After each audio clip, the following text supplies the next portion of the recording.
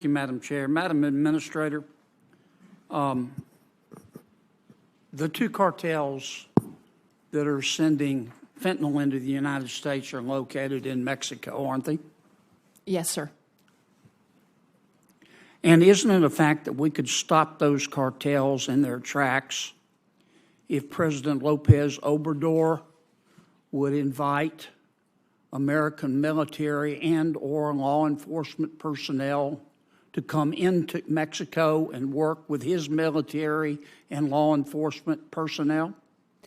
Senator, what I would say from my purview as the head of the DEA... But is my statement true or not? What I would say is that we're focused on the two cartels who we believe are doing exactly what you say. They are responsible for the fentanyl coming Let me into ask the you United again. States. If President Lopez Obrador invited the American military and or American law enforcement officials to come into Mexico to work with the same in Mexico, we could stop the cartels, could we not? Senator, I believe this is a whole of government effort and has to be, including whether it's the military, us, FBI, and others. Madam Administrator, I've listened to you here for almost an hour telling us how bad fentanyl is. Thank you for that, but we know. Yes, sir. I'm going to ask you a third time.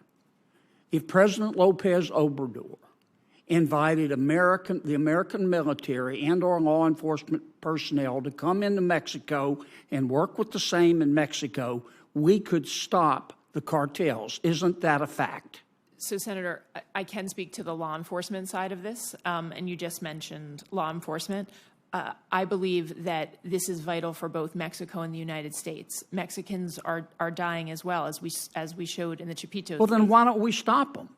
So would it help? Let me ask you a fourth time. Would it help if President Lopez Obrador, I don't think it's a complicated question, Madam Administrator. You're asking us for more money every year, more money, and it gets worse, worse, and worse. You know, in the real world, the nitty-gritty of the real world, when you fail, you get fired. In government, when you fail, you get more money because obviously you need it. Now, let me ask you a fourth time. If President Lopez Obrador, and I'd appreciate an answer, if President Lopez Obrador invited the American military and or law enforcement personnel to come into Mexico and work with his, we could stop the cartels, couldn't we?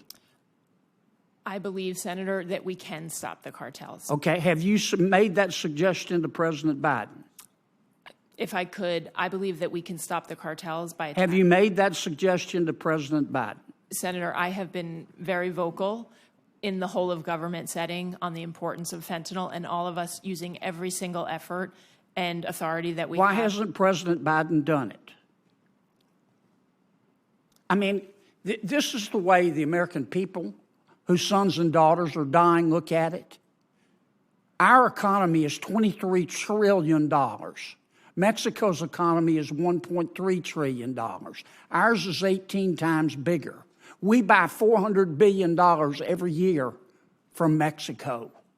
Without the people of America, Mexico, figuratively speaking, would be eating cat food out of a can and living in a tent behind an outback. So why don't you and the president, embarrassing no one, get on the phone and call President Lopez Obrador and make him a deal he can't refuse to allow our military and our law enforcement officials to go into Mexico and work with his to stop the cartels?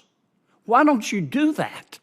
Senator, what I am doing every single day is working with the incredible men and women of DEA who are risking their lives across 334 offices worldwide. And I appreciate that, but you're not doing what would work. Why won't you do what will work? Senator, we are... Why don't you call the president this afternoon and say, Mr. President, let's call President Lopez Obrador privately and make him a deal he can't refuse. Because we both know that President Lopez Obrador has neither the ability nor the will to stop the cartels. But yet we go along and pretend that they're our friends. And Mexico is our friend.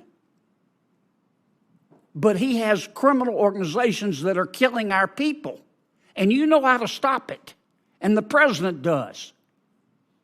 And you're not doing it. Senator, we are working every day to stop it. And But you're not doing what would stop it. We are transforming, and we are working in countless ways across the globe to do what needs to be done for the American people. And there is nothing that the You men know, and when women... it's important to you, you make it happen.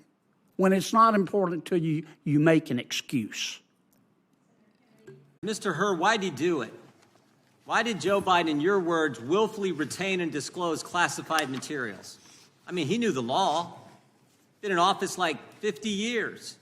5 decades in the United States Senate, chairman of the Senate Foreign Relations Committee, 8 years as vice president. He got briefed every day as vice president. He's been in the Situation Room. In fact, you know he knew the rules because you said so on page 226. President Biden was deeply familiar with the measures taken to safeguard classified documents. And Joe Biden told us he knew the rules.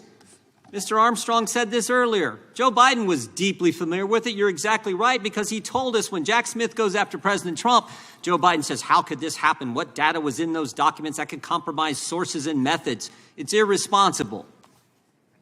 So Joe Biden knew the rules. You know he knew the rules. And Joe Biden told us he knew the rules. So, Mr. Hur, why did he break them? Congressman, the conclusion as to exactly why the president did what he did is not one that we explicitly address in the report. The report explains my decision to the Attorney General that no criminal charges were warranted in this manner. I think you did tell us. I think you told us, Mr. Hur. Page 231, you said this. President Biden had strong motivations. That's a key word. We're getting to motive now. President Biden had strong motivations to ignore the proper procedures for safeguarding the classified information in his notebooks. Why did he have strong motivations? Because, next word, because he decided months before leaving office to write a book. To write a book. That was his motive. He knew the rules. He broke them because he was writing a book. And you further say, and he began meeting with the ghostwriter while he was still vice president. There's the motive. Mr. Hur, how much did President Biden get paid for his book? Off the top of my head, I'm not sure if that information appears in the report. Sure does. There's a dollar amount in there. You remember? I don't. It may be $8 million. If $8 that's million. Joe Biden had 8 million reasons to break the rules. Took classified information and shared it with the guy who was writing the book. That's why he did. He knew the rules, but he broke them for $8 million in a book advance. But you know what? It wasn't just the money. Joe Biden, here's this page 231, very next page. Joe Biden, in your report, Joe Biden viewed his notebooks as an irreplaceable, contemporaneous record of the most important moments of his vice presidency. He'd written this all down for the book, for the $8 million. And the next thing you say in your report is, quote, such a record would buttress his legacy as a world leader. You know what this is? It wasn't just the money. It wasn't just $8 million. It was also his ego. Pride and money is why he knowingly violated the rules. The oldest motives in the book, pride and money. You agree with that, Mr. Hur? You wrote it in your report. That language, and it does appear in the report, and we did identify evidence supporting those assessments. You also had another interesting statement in your report. You said Joe Biden, I want to make sure I get this right, viewed himself as a man of presidential timber. Remember that statement, Mr. Hur? I believe that does appear in the report, at least in the executive summary. I think this is interesting, because here's the scary part. Page 200. I said this earlier in my opening statement. Page 200. Joe Biden, this is a quote, Joe Biden risked serious damage to America's national security when he shared information with his ghostwriter. Shared it with his ghostwriter, the guy who was helping Joe Biden get $8 million. And oh, by the way, Mr. Hur, what did that ghostwriter do with the information Joe Biden shared with him on his laptop? What did he do after you were named special counsel? Chairman, if you're referring to the audio recordings that Mr. Zwanitzer created of his conversations with exactly Mr. Biden, what I'm referring to. He slid, if I remember correctly, he slid those files into his recycle bin on his computer. Tried to destroy the evidence, didn't he? Correct.